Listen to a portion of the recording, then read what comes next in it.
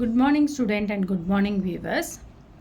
இன்னைக்கு பார்க்க போகிறது என்னன்னா, come let's start with of Fisher projection formula. Fisher projection, right?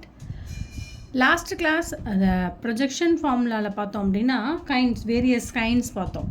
Wedge first பார்த்தது wedge projection. Next நம்ம வந்து wedgeல இருந்து we are going to deviate கொஞ்சம் அடுத்த step. Next step we are focusing the Fisher projections.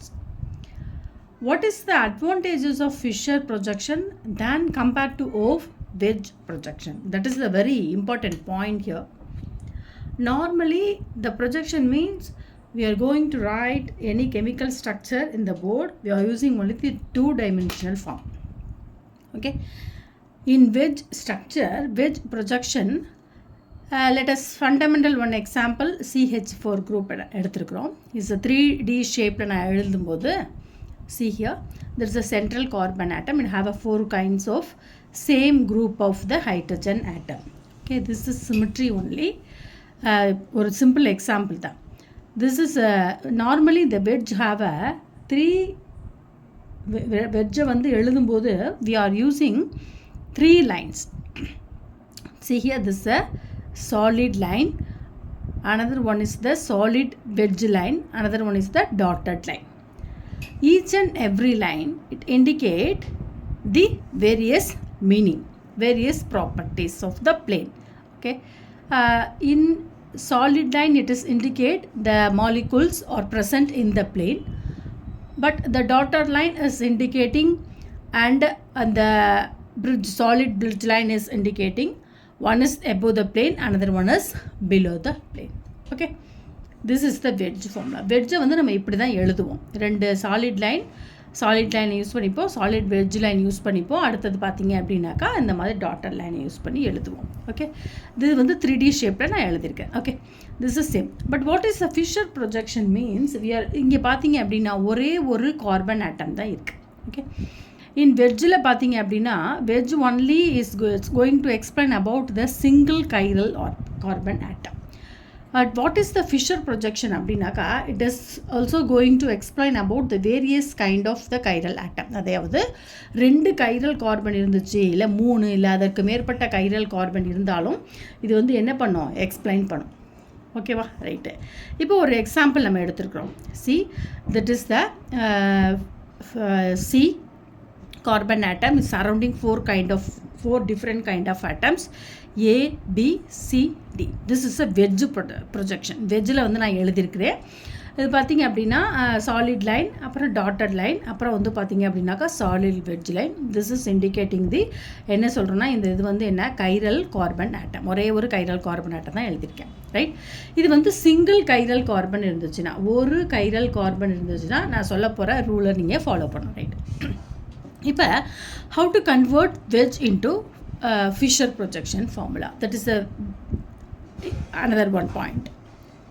It's an important point is also that it's have a true kind of lines. இதில் வந்து நம்ம ரெண்டு லைனை யூஸ் பண்ணுறோம். one is horizontal line, another one is vertical line. Okay, ஒன்று இப்படி போடுறது, இன்னொன்று இப்படி போடுறது. ரைட், சரி. ஒரே ஒரு கைரல் கார்பன் ஆட்டம் இருந்துச்சு அப்படின்னா ஒரு ஹரிசாண்டல் ஒரு வெர்டிக்கல் லைனை நம்ம போட்டுருவோம். ரைட், இப்போ எங்கெங்கே ஹரிசாண்டலில் என்னத்தை எழுத போகிறோம், வெர்டிக்கலில் என்ன எழுத போகிறோம் அப்படின்றது தான் நம்ம பார்க்க போகிறோம். இப்போ பார்த்தீங்க அப்படின்னா இந்த ஹரிசாண்டல் லைனில் இருக்கக்கூடியது, ஹரிசாண்டலில் எப்போதுமே இந்த சாலிட் லைனில் இருக்கக்கூடியதை நம்ம எழுதுவோம். ஏபி சாலிட் லைனில் இருக்கக்கூடியது ஒன்று மேலே இன்னொன்று கீழே எழுதிடும். ரைட், அடுத்தது பார்த்தீங்க அப்படின்னாக்கா இதை வந்து நம்ம என்ன பண்ணுவோம் அப்படின்னா கொஞ்சம் விரிக்கிறோம். எப்படி இதை வந்து இப்படி இதை வந்து நான் என்ன பண்ணுறேன், இப்படி விரிக்கிறோம் இல்லையா, விரிச்சாதான் இது வந்து என்னவாகும், முன்னாடி இது ரெண்டும் சுருங்கி இருந்துச்சு, எது இப்படி சுருங்கி இருந்தது, இப்போ விரிக்கும் போது என்னவாகும் அப்படின்னா இந்த பக்கம் லெஃப்ட் ஹேண்ட் சைடில் சியும் ரைட் ஹேண்ட் சைடில் டியும் வந்துடும். நீங்கள் எப்படி கூட வச்சுக்கலாம், சாலிட் வெட்ஜ் லைனை வந்து இந்த பக்கமும் இல்லை டாட்டட் லைனை இந்த பக்கமும் எழுதலாம். இதுக்கு மிரர் இமேஜ் போட்டோம் அப்படின்னா அதுக்கு ஆப்போசிட்டாக கிடைக்கும். Okay, right. இதுக்கு வந்து ஒரு எக்ஸாம்பிள் நான் சொல்லியிருக்கேன். என்னன்னா see this example of lactic acid நான் எடுத்துருக்கிறேன். இதோட veg formula CCH3COH dot H, இது வந்து OH இல்லையா. ரைட், இப்போ வந்து இது வந்து வெஜ் ஃபார்முலா, இதை வந்து நான் ஃபிஷருக்கு மாற்றுறேன். ஓகேவா, ஃபிஷருக்கு நான் எழுதும்போது எப்படி எழுதுகிறோம், நான் சொன்னேன் இல்லையா, இது ரெண்டுமே க்ராஸில் போடும்போது இது ரெண்டுமே மேலே ஒன்று கீழே ஒன்று வந்துடும், வெர்டிக்கல் ஹரிசாண்டலில். இப்போ இதை பார்த்தீங்க அப்படின்னா இதை நம்ம விரிக்கிறோம். அப்போ left hand side OH, right hand side H வந்துடும். ரைட், இதுக்கு நம்ம இது வந்து என்ன சொல்கிறோம்னா D lactic acid, dextro lactic acid. Right, நான் ஏற்கனவே சொன்னேன் இல்லையா இதுக்கு மிரர் இமேஜும் போடலான்னு. அதான் இப்போ இதோட மிரர் இமேஜ் என்னவாகும், இதோட மிரர் இமேஜ் என்ன வரும், CH3COOH HOH. இது வந்து ஒரு சிங்கிள் கைரல் கார்பன் ஆட்டம் இருந்தால் இந்த ரூலை நம்ம ஃபாலோ பண்ணுவோம். ஹரிசாண்டல் வெர்டிக்கல் லைன் இந்த மாதிரி சாலிட் லைனை வந்து மேலையும் கீழையும் இப்போ வந்து பிரித்து எழுதுறது. இது வந்து ஒரு கைரல் கார்பன் ஆட்டம் இருந்துச்சுன்னா. Right, suppose 2 chiral carbon atom இருந்துச்சு அப்படின்னா என்ன அப்படின்றத நம்ம பார்க்க போகிறோம். இது வந்து நான் டாட்டாரிக் ஆசிட் எக்ஸாம்பிள் எடுத்துருக்கிறேன். பாருங்கள், இந்த டாட்டாரிக் ஆசிடில் பார்த்தீங்க அப்படின்னாக்கா ஒரு ஹைட்ரஜன் ஆட்டம் சாலிட் லைனில் இருக்குது, இது வெட்ஜ் லைனு, இது வந்து டாட்டல் லைன். அப்போ இது வந்து ஒரு கைரல் சென்டர், இப்போ இது வந்து ஒரு கைரல் சென்டர். ஓகேவா, அதே மாதிரி இந்த இடத்துல பார்த்தீங்கன்னா H. அப்போ ஒரு ஃபோர்த் அட்டாச்சு குரூப் பார்த்தீங்கன்னா 4 டிஃப்ரெண்ட் கைண்ட் ஆஃப் குரூப்ஸ் தான். 1 2 3 டிஃப்ரெண்ட்டாக இருக்குது, 4வது இந்த பல்கி குரூப் இதில் இருக்குது. அதே மாதிரி இந்த இடத்துல பார்த்தீங்க அப்படின்னு சொன்னால் இது 2வது கார்பன் ஆட்டம். இதில் பார்த்தீங்கன்னா COOH HOH, இது வந்து சாலிட் வெட்ஜ் லைன், இது சாலிட் லைன், இது COOH வந்து டாட்டட் லைன். இது வந்து நார்மலாக டாட்டாரிக் ஆசிடோட ஸ்ட்ரக்சரை வந்து நான் எதில் எழுதியிருக்கேன் அப்படின்னா வெட்ஜில் எழுதியிருக்கிறோம். இப்போ இதை நம்ம என்னவா மாற்ற போகிறோம் அப்படின்னா ஃபிஷரில் மாற்ற போகிறோம். Okay, right. இப்போ ஃபிஷரில் நம்ம எப்படி மாற்ற போகிறோம் அப்படின்னா, இப்போ இந்த 2 கைரல் கார்பன் இருந்துச்சு அப்படின்னாக்கா இதோட ரூல்ஸ் வந்து எப்படி இருக்கும் அப்படின்னா இது வேறு மாதிரியாக இருக்கும்.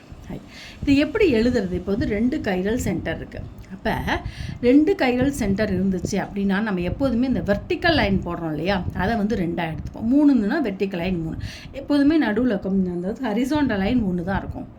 பாருங்கள், நான் என்ன பண்ணியிருக்கேன்னா இந்த மாதிரி வெர்டிக்கல் லைன் வந்து எப்படி இருக்குன்னா அபோவ் த பிளேன், அதாவது சாலிட் லைன்லாம் வந்து வெர்டிக்கல் லைனில் எழுதுவோம். சாலிட்லாம் வந்து என்ன பண்ணுவோம் அப்படின்னா இந்த மாதிரி வெர்டிக்கல் லைனில் எழுதுவோம். அதே மாதிரி ஹரிசாண்டல் லைனில் என்ன பண்ணுவோம் அப்படின்னாக்கா இந்த டாட்டட் லைனில் இந்த பாருங்கள் இந்த மாதிரி எல்லாம் இருக்கிறது எல்லாமே வந்து எப்படி எழுதுவோம் அப்படின்னாக்கா எப்படி அபோவ் த பிளேன், இதெல்லாமே வந்து சாலிட் லைன் எல்லாமே வந்து அபோவ், வெர்டிக்கல் பிளேனுக்கு வந்து அபோவ் த பிளேன். ஏற்கனவே எழுதியிருக்கிறேன், திரும்பவும் நான் எழுதுகிறேன். ஓகேவா, இது வந்து வெர்டிக்கல். ஓகே, அதே மாதிரி ஹரிசாண்டலில் பார்த்தீங்க அப்படின்னா டாட்டட் லைனை தான் எழுதுவோம். ரைட்டு. இப்போ வந்து இதில் வந்து என்ன டாட்டட் லைன் 2 இருக்குது.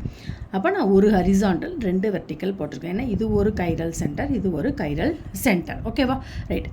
இப்போ இந்த COOH மேலே இந்த COOH கீழே எழுதியிருக்கிறேன். ரைட்.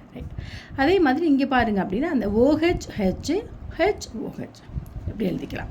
அப்போ இது பார்த்தீங்க அப்படின்னா இந்த tartaric acid dextrorotatory, laevorotatory, clockwise and anti clock வைஸ்ன்னு சொல்கிறோம் இல்லையா, அந்த மாதிரி தான் ஃபாலோ பண்ணுறோம். அப்போ இதோட மிரர் இமேஜ் தான் இது.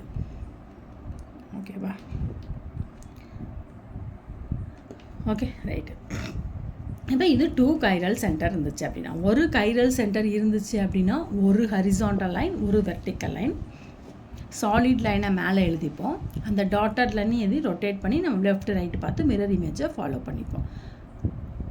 2 கைரல் சென்டர் இருந்துச்சுன்னா அந்த டாட்டட் லைன், அதாவது டாட்டட் லைன் எப்போதுமே பிளேனுக்கு பேக்கில் தான் இருக்கும். அதை வந்து நம்ம ஹரிசாண்டல் மேலேயும் கீழேயும் நம்ம எழுதிப்போம். இதுதான் this is simple example of Fisher projection for 2 chiral center.